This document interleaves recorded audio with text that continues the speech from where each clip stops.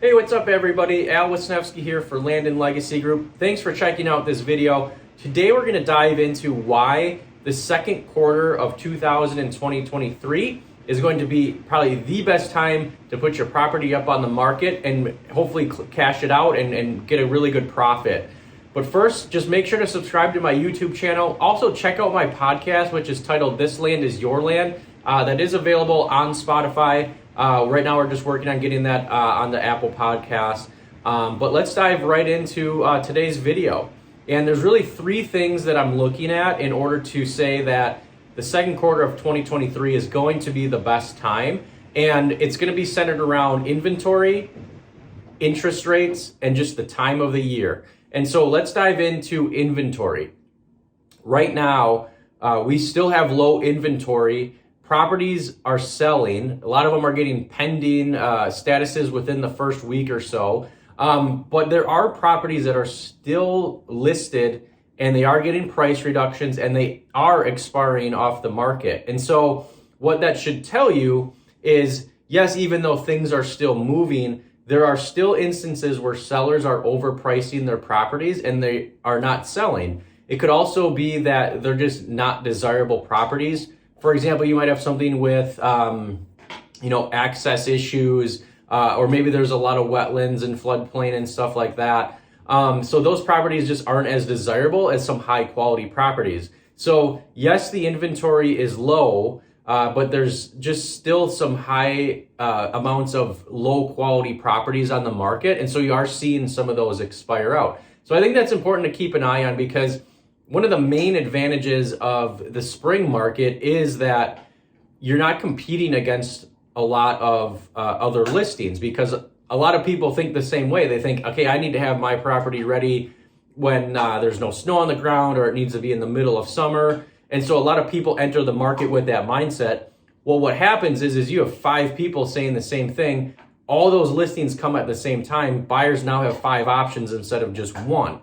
And so if you want to really take advantage of that competition, the spring market, even this winter was phenomenal for people, because there's just not a lot of high quality listings out there in general. And so people go in with the attitude that they are going to have to probably put their best foot forward right away. There's not going to be a lot of options for them to look at. And if they want to get something done, they have to act now. When you go into the summer, again, if you have 5 people doing the same thing, there's more competition for sellers versus the buyers. And so buyers can take their time. They can think about it a little bit more. And so you might be missing some opportunities by waiting too long. Another thing is the interest rates. Everybody's saying how high interest rates are. I think they just need to get over that, because these interest rates that we're seeing now, to me at least, are actually normal interest rates. The 2s and the 3s and the 4s that we had 18 months to 2 years ago, that was abnormal. Like, I haven't seen that since I started selling real estate, and I've been doing this for almost 10 years. But now that we're at, the 5, 6, and 7s, maybe the 8s, that is stuff that I was seeing back in 2014, 2015, even 2020, maybe a little bit before then, and people weren't even upset about it. That was just the normal part of it. So these people that are thinking, okay, I'm gonna wait until rates go down, like, you're gonna be missing the boat, because I don't see them going back down to those abnormal levels. And yes, that increased the buyer pool, but buyers that were getting approved probably weren't very qualified, because all of a sudden they could afford a $300,000 property, when under normal circumstances, they're not going to qualify for that loan. And so if they have to look at refinancing into a different loan in 2 or 3, maybe 5 years, because a lot of these people were doing adjustable rate mortgages, and so they're going to need to be refinanced, they might not qualify for that. And so you have buyers that need to think about that versus, somebody entering the market on a fixed rate note, 15, 20, 25, 30 years, and qualifies for that. They're super qualified. They don't have to worry about, banks pulling out the rug from them when they go on refinance. And so you have buyer confidence that's a lot higher.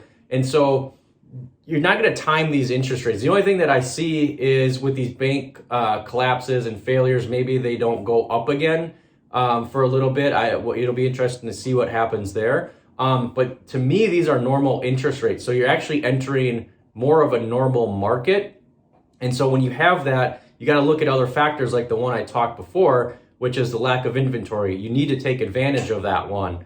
So you have the inventory, you have the interest rates, and then also land is just super limited in general. When we look at housing, okay, I'm going to compare it to somebody that wants to buy a house. You can go on the MLS, you can talk to people, and you can search houses for days. And if you're in that market, yeah, you're still getting beat out by other buyers and stuff, because that is competitive. It's probably a little bit more competitive than the land market, because people are going to always prioritize owning a primary residence over owning a secondary piece of vacant land because they can live in that house. But with land, you need to remember that it's being taken away from us every day. Some properties are being developed, some are being protected with conservation easements, and those are going to no longer be available for sale. Some of them are just being protected in general, or being put in trusts that families aren't going to sell them for 100 years.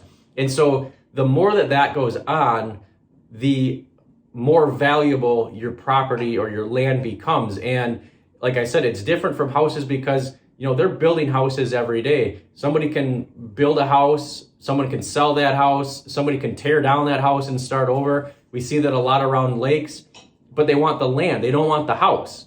They're going to buy the land. They're going to probably overpay for the land, but they tear that house down and then they go build up a new house. It's because that land is super limited and there's only so many that can go around. And so if you are sitting on land, especially in the regions that I talked about in a couple videos ago about land markets that I'd be looking to watch for in the second quarter of 2023, the Southeast and the Southwest for sure are the ones where the land is becoming super, super rare. I would throw central Wisconsin in there as well, kind of, you know, Madison South, but that whole southern half of Wisconsin is something to watch for. So if you're a landowner in that area, just know that the more that land becomes unavailable, yours becomes super, super valuable. And so is that going to keep going on forever? Nobody knows. It could end tomorrow. It could end next week. It could keep going for 30 years.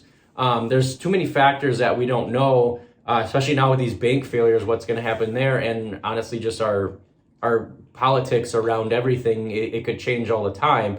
But I do know, looking right now, this is still a tremendous opportunity for people that own land, because you do have limited competition. If you're a landowner, you put your land out there, you're going to have people looking at it. Financing to me is still affordable. It's a normal interest rate market with the like the 6, 7, 8%. And then also just knowing how limited land is in this area.